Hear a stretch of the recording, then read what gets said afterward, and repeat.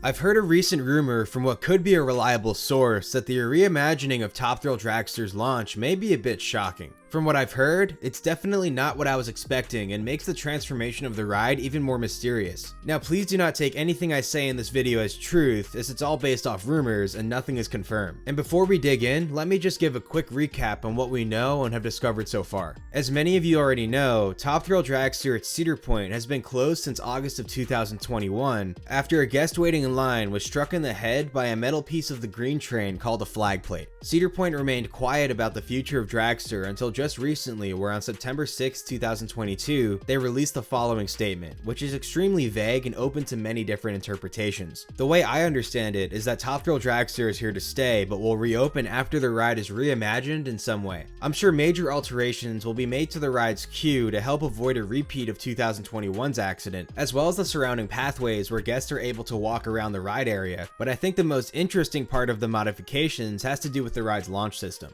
In my last video, I speculated about how a linear synchronous motor, or LSM launch, could possibly replace the existing hydraulic launch system on Top Thrill Dragster. LSM launches use electromagnetic propulsion to accelerate roller coaster trains down a launch track at high speeds, whereas hydraulic launches are heavily mechanically driven, which can lead to reliability issues. I compared Top Thrill Dragster to another Intamin LSM launching roller coaster, Red Force at Ferrari Land in Spain. Red Force accelerates trains to nearly the same speed that Top Thrill Dragster does, and I found that compared to Red Force, Top Thrill Dragster offers what I estimate to be an extra 181 feet of additional room for launch track. And this does not factor in the transfer track on Dragster, as I imagine that will remain in place, meaning the launch would begin where it used to. It also factors in that the LSM stators extend partially into the incline up the top hat like they do on Red Force. I also theorized in my last video that since Red Force opened in 2017, LSM technology has most likely improved, as technology is always being iterated and improved on, meaning an LSM launch powerful enough to accelerate trains up and over Dragster's 420-foot tall top hat could be possible. And lo and behold, after checking Intamin's website, they advertised that their LSM launching roller coasters not only offer the strongest launch in the industry, which I'm assuming they mean strongest LSM launch in the industry, but also that their LSM launches are capable of accelerating trains at over 200 kilometers an hour, or just over 124 miles per hour. Top Thrill Dragster is advertised at reaching speeds of 120 miles per hour on its launch, and really runs anywhere from 110 to 115 miles per hour with a fully loaded train of riders. While Intamin doesn't disclose how much space is required to launch a train to the speed using an LSM launch, it does in a way support the notion that an LSM launch could be viable on Top Thrill Dragster, right? Well, this is where the shocking part comes in about Top Thrill Dragster's reimagining. From what I've been hearing, Intamin is apparently not involved with the remodeling of Dragster. On top of that,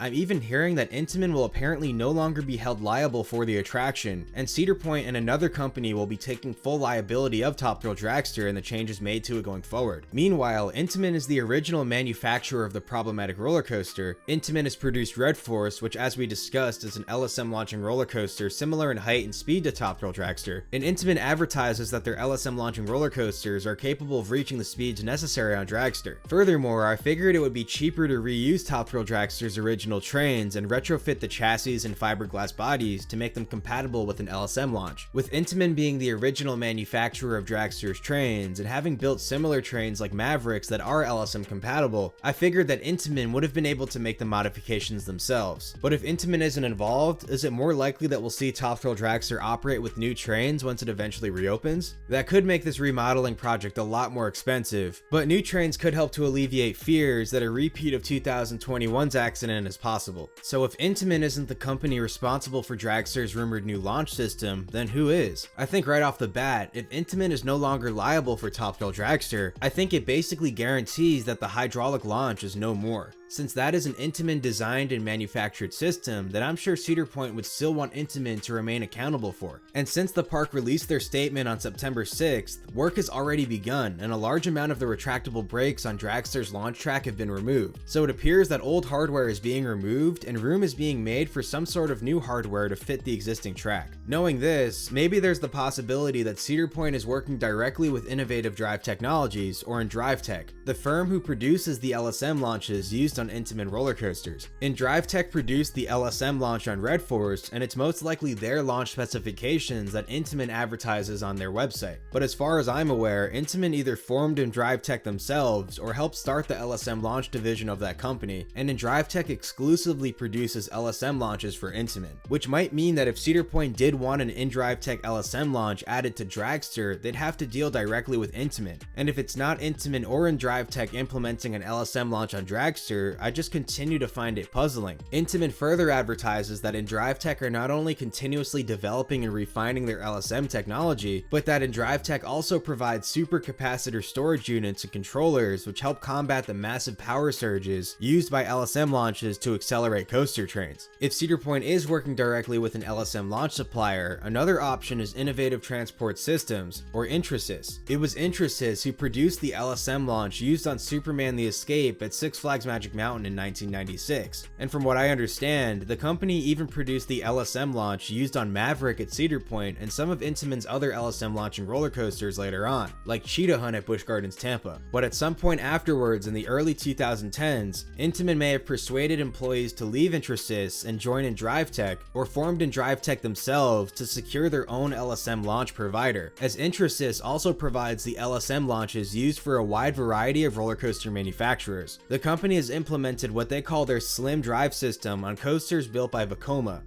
Mock Rides, Gerstlauer Amusement Rides, Premier Rides, B&M, and I believe S&S. So could Cedar Point be working directly with Intrasys to add an LSM launch to Dragster? I wouldn't rule it out. Intrasys is the firm who really pioneered LSM launching technology on roller coasters, and Cedar Point has a history with Intrasys. As I mentioned earlier, I believe it was Intrasys who provided the LSM launch on Maverick, and the company has provided many of the magnetic brake systems used on several of Cedar Point's roller coasters, such as Millennium Force, Top Thrill Dragster, Maverick, and I believe the new brakes used on Steel Vengeance. And since at least 2004, Intrasys has been advertising that their LSM launches are capable of speeds up to 180 kilometers per hour, or just about 112 miles per hour. And besides InDriveTech and Intrasys, another famous manufacturer of LSM launches is Velocity Magnetics, who are well known for their reliable magnetic braking systems used on various roller coasters. The company delivered the infamous LSM launch for Lightning Rod at Dollywood, which the company calls its Ion Energy launch system. Now, Lightning Rod hasn't proven to be the most reliable roller coaster, something I hope to talk about in a future video, but I don't believe all the problems with Lightning Rod's launch is entirely to blame on Velocity Magnetics, and the company has been working to improve their LSM launch technology. But personally, I think Cedar Point would be more inclined to work with Intrasys, as their Slim Drive launches are proven and widely used by a majority of roller coaster manufacturers. Or could Cedar Point instead work with S&S, who are well known for their air launching roller coasters, such as Dodo Dumpa at Fuji-Q Highland or Max Force at Six Flags Great America? S&S's air launch system is capable of providing an even faster acceleration than Top Thrill Dragster's hydraulic launch system, and trains would certainly be able to reach their top speeds well within the available launch track on Dragster. An S&S air launch on Dragster would also certainly require less electricity than an LSM launch would, but I question how reliable such a system would be. The failed ring racer at the Nürburgring in Germany, which was supposed to demonstrate S&S's air launch system's full capability of a 135 mile per hour launch, was never able to safely reach its maximum top speed, and operated for a grand total of 4 days before shutting down in 2013. And I'd think that after all the issues Top Thrill Dragster has suffered over the years, Cedar Point would be aiming to make the attraction more reliable than ever. So I'd guess that an LSM launch of some kind is more likely. We'll have to wait and see what ride manufacturer is responsible for the reimagining of Top Thrill Dragster. It could very well still be Intamin and InDriveTech,